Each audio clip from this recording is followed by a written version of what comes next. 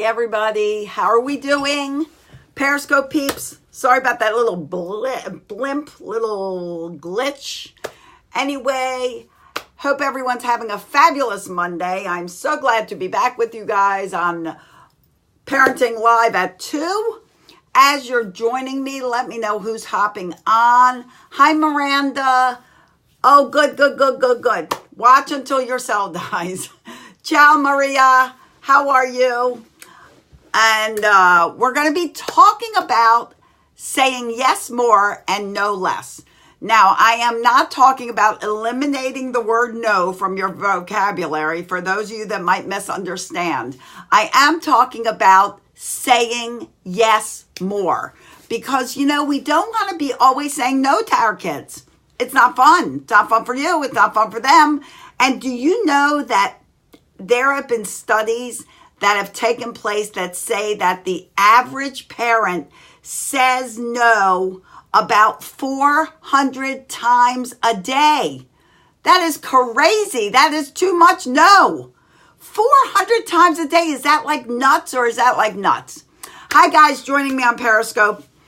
Okay, so let me talk a little bit about me and who I am while you guys are hopping on. I'm Celia. I'm a family empowerment coach. I'm here in Baltimore, Maryland, and I'm here to simply empower you guys through parenting techniques and strategies, health, wellness, mindset, everything you need to empower yourself, your relationship, and your kids and your whole family and get everyone on track for where you want your family and kids to be.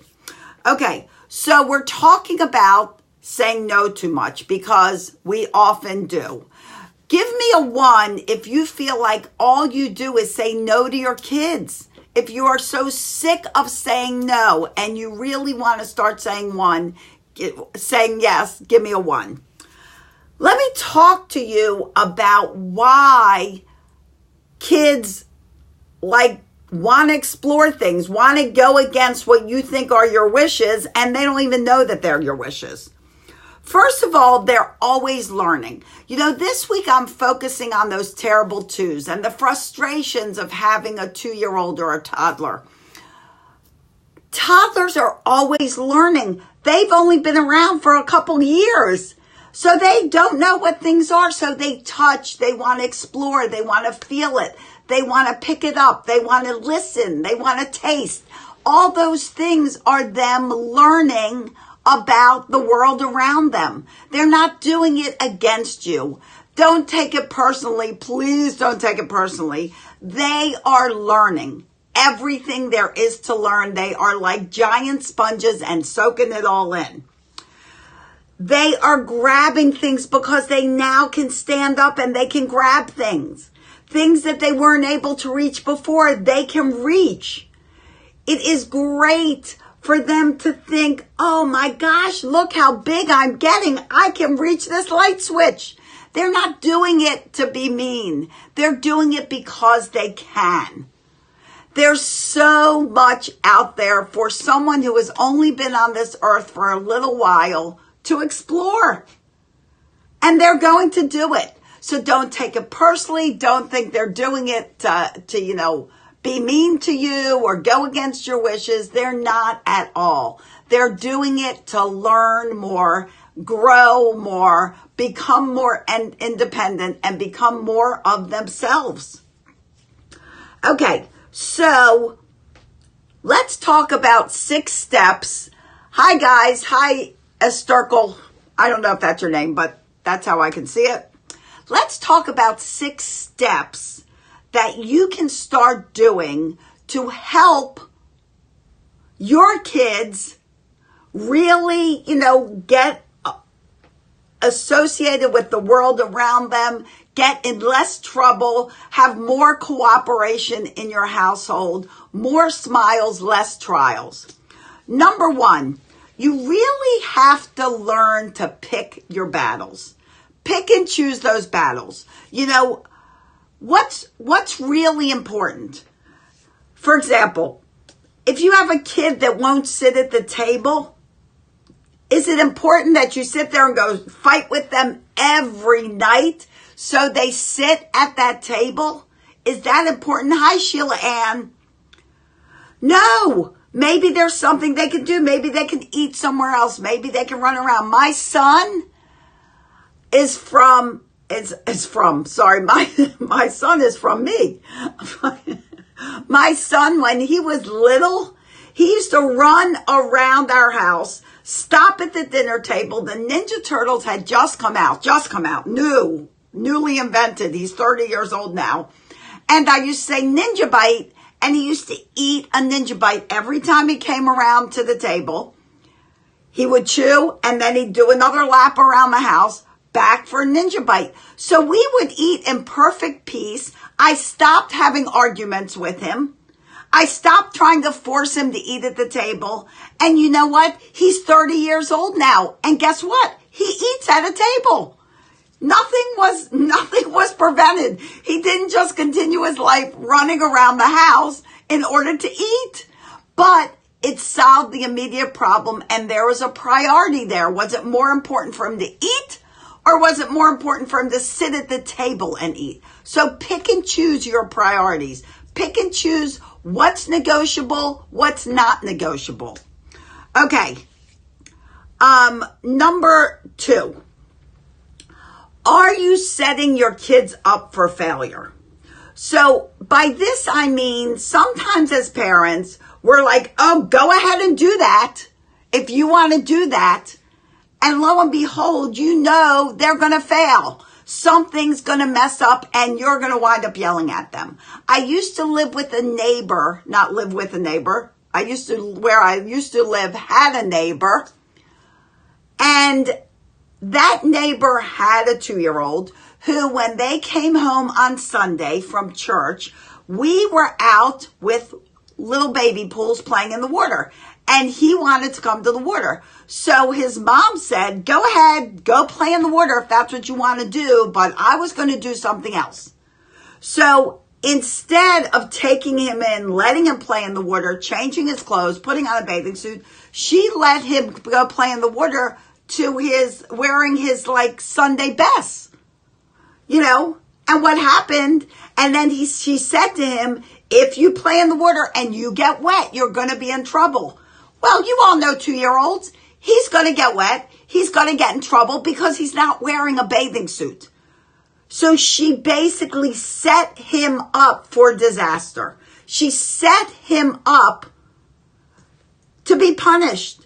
Whereas if she was going to let him play in that water, she could have brought him in, changed his clothes, and then there would have been no argument. There would have been no failure on his part. It's not his fault. It's her fault because she set him up. So don't set your kids up for disaster. There's a lot of things you can do to make them cooperate more. Say they want to knock all the books. There are books on the bookshelf. Say they want to pull them all off and throw them all over the floor. Well, instead of screaming and yelling, hi, Abdullah, thank you for the hearts. Instead of screaming and yelling, why are you taking them off? Let them dump them on the floor, and then they need to clean them up. Not you. They need to clean them up. There are consequences, and there are things they need to learn. And they need to learn that if they throw all of everything on the floor, hi Adina, thank you for the hearts. If they throw all the books on the floor, it is their job to clean it up. Put on some cleanup music, make it happy. Maybe you want to help, maybe you don't, and let them clean up their mess. They will learn by what happened that they may not want to pull all the books off the shelf the next time. Okay, so it's all about creating more positive and less negative, and that's number 3. Better to be positive than be negative, okay? So let's talk about that a little bit. If you have a glass thing sitting on a shelf, and it is now at the reach of your toddler, instead of just waiting for them to explore it, because they will, because as we discussed, they want to feel, they want to touch, they want to see what things are all about, put it away. Is it going to kill you if it doesn't sit out for a couple years or a year? Put it away. Put something out there that they can explore that maybe you think is pretty, that is not so fragile. And then you don't have to say no to them. Set your house up so that it's a safe house. If you're in the kitchen and they always want to get into your kitchen stuff, set them up a drawer in the kitchen that is their stuff. It can be kitchen tools that you use. It can be wooden spoons. It can be plastic utensils. It can be things like that that you may need in the kitchen.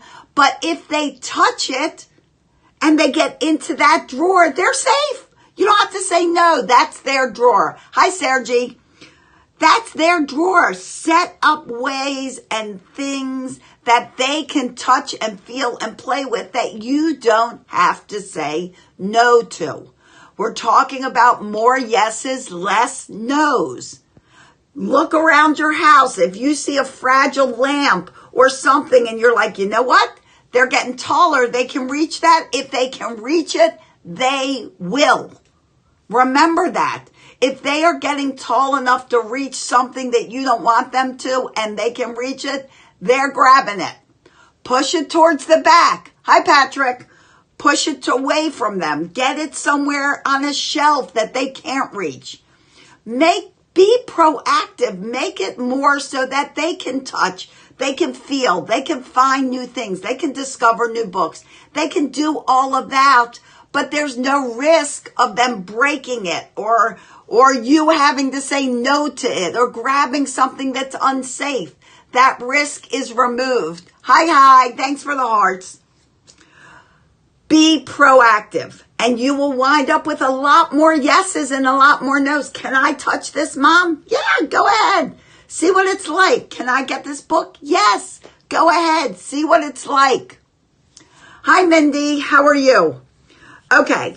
What are we on? We did 1, pick your battles. 2, are you setting them up for failure? 3, be more positive, less negative. Set things up for a more positive reaction and less negative reaction. 4, distraction is a great thing. It is a great tool to have in your toolbox. So if you see that your kids are about to destroy each other or destroy something or get in an argument, put on some music and start dancing. I'm always recommending to you guys that you put on music and start dancing. Why?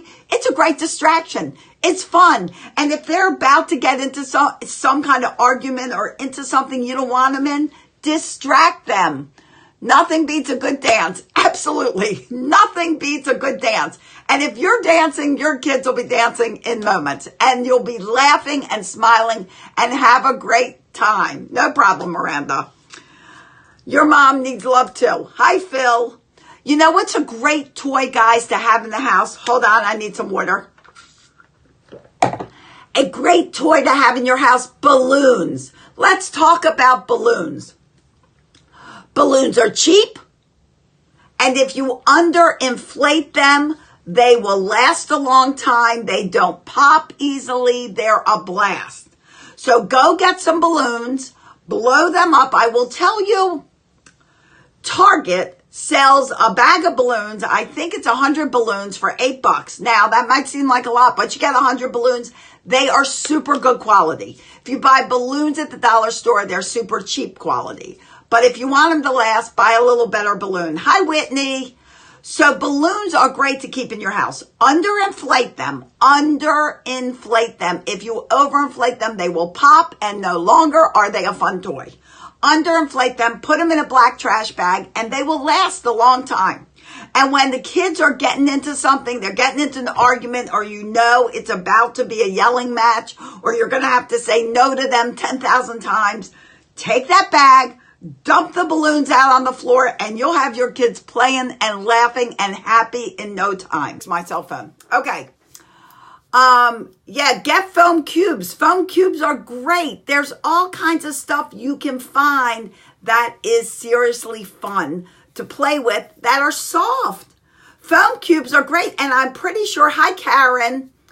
Yes, foam fights. Exactly. You can get soft foam balls.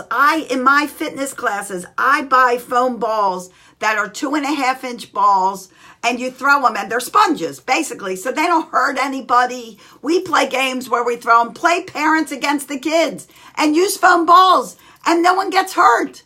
Sponges, use anything. People don't get hurt. Just make sure they don't have like super sharp corners that can hit someone in the eye. But they won't hurt your house. They won't hurt you. How are you, Karen? So good to see you, honey. Thank you.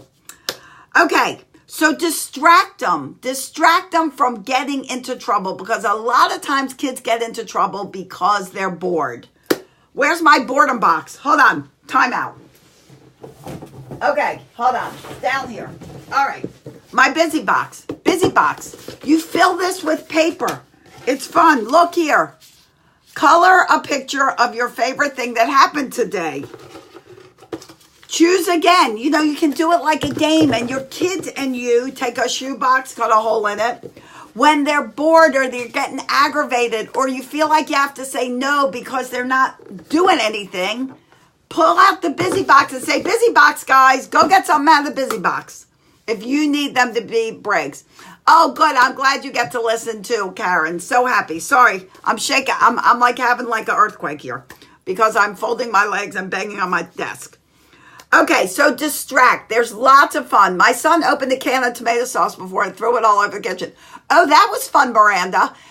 And we had a sauce fight. Yes, once. It was a fun mess, but I don't recommend it.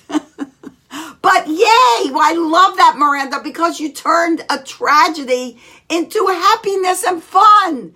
And you know what? You can take baths afterwards. You can wash up, and maybe it doesn't have to be sauce. Maybe, like you said, it could be foam blocks, a bag of balloons.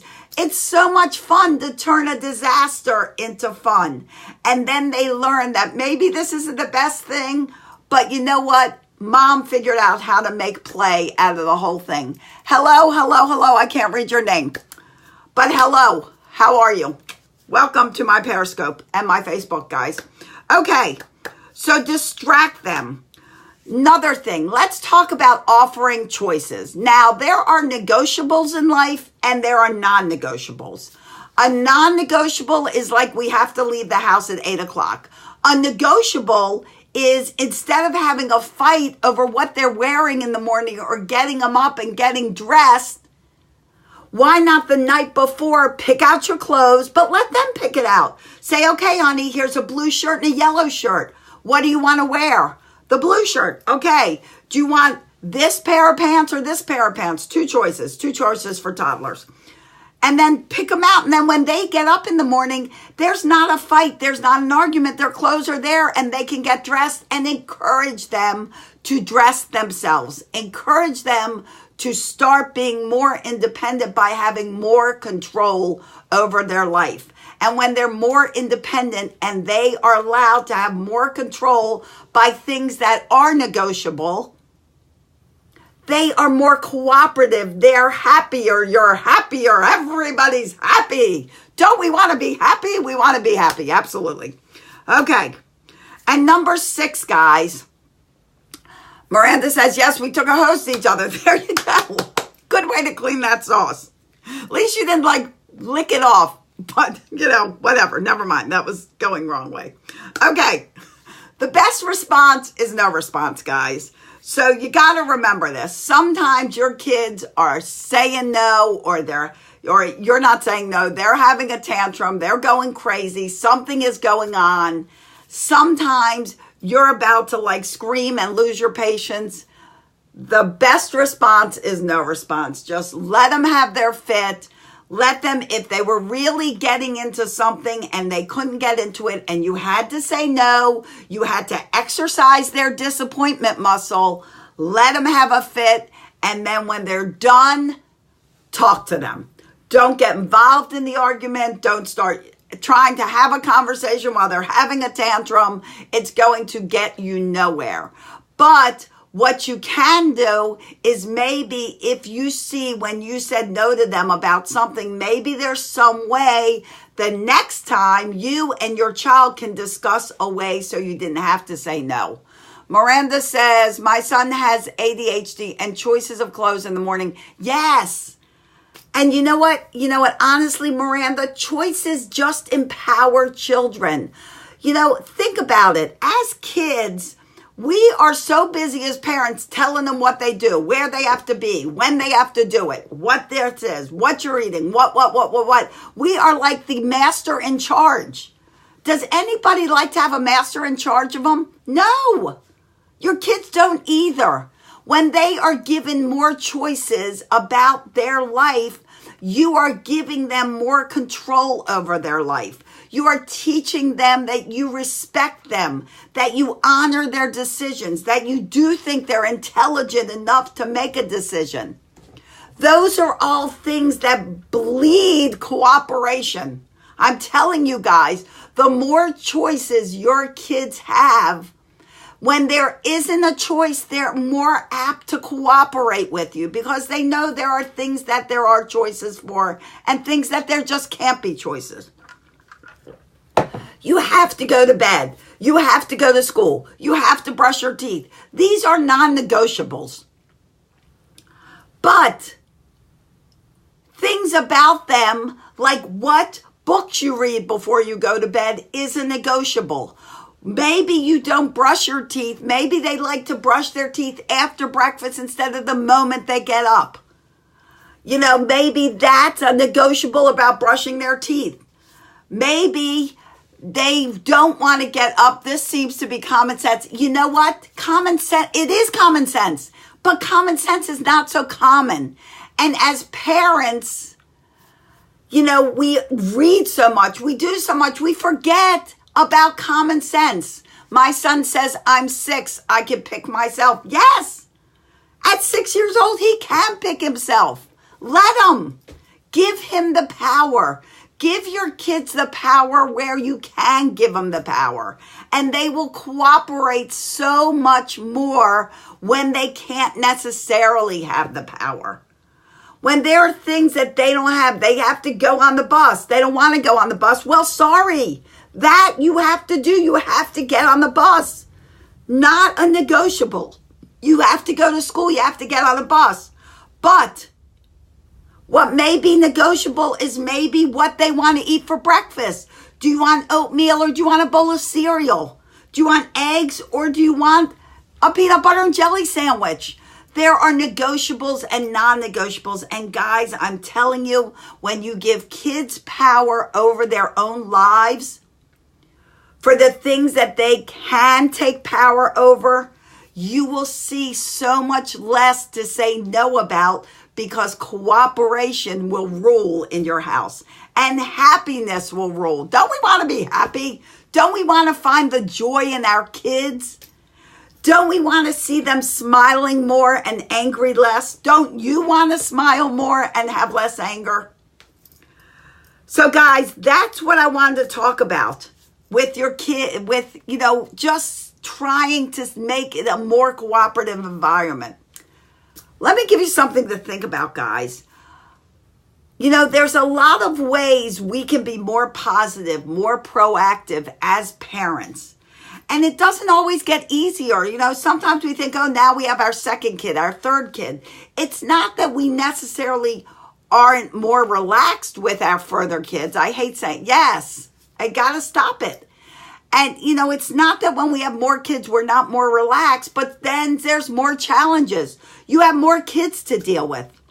Well, let me tell you something, guys. If you would like to have a more positive approach to parenting, give me a 1 in the comments. If you would like to learn the techniques you need to really make your household 99% positive and 1% not so positive, give me a 1 in the comments because it can happen for you.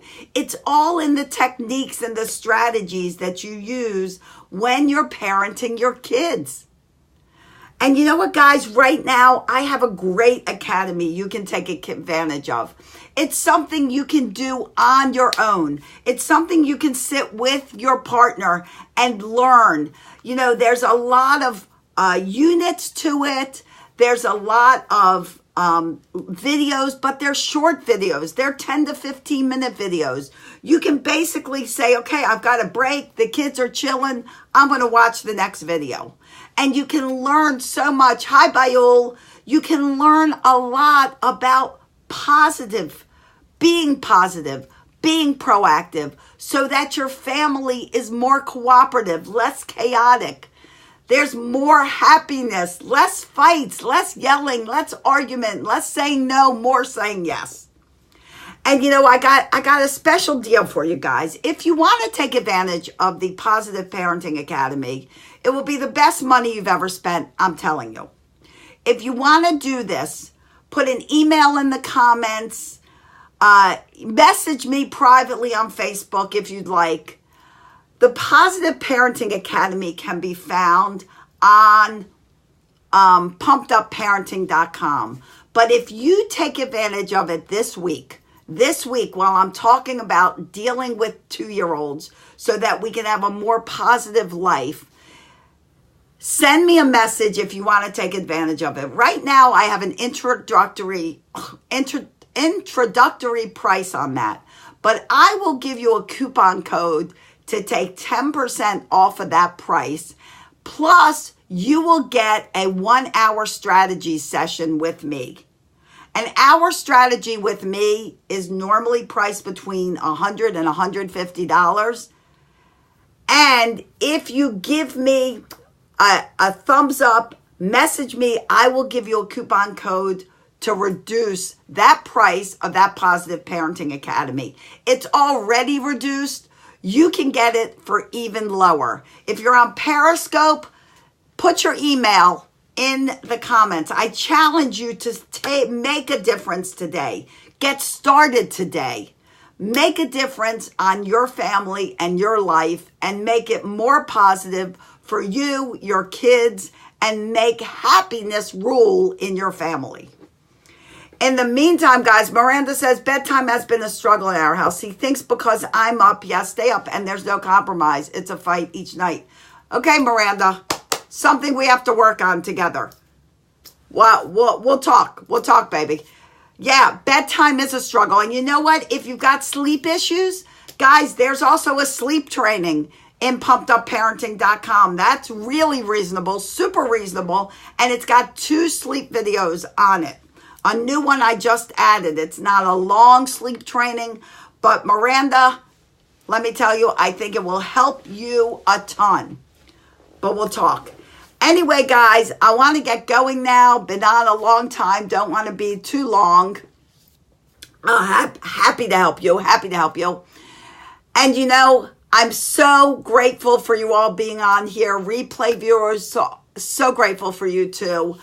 If you're on the replay, give me a hashtag after party on Facebook. Replay viewers on Periscope, I know you can't comment, but you can certainly share this out. And Facebook people, you can share out. Hi, Linda. I'm getting ready to close up. Watch the replay. Hi, Boss Chef. Thanks for coming on. Watch the replay. Start saying more yeses and less nos. I always wish you peace, love, and tons of laughter. It really is the best medicine. So start telling jokes and start laughing.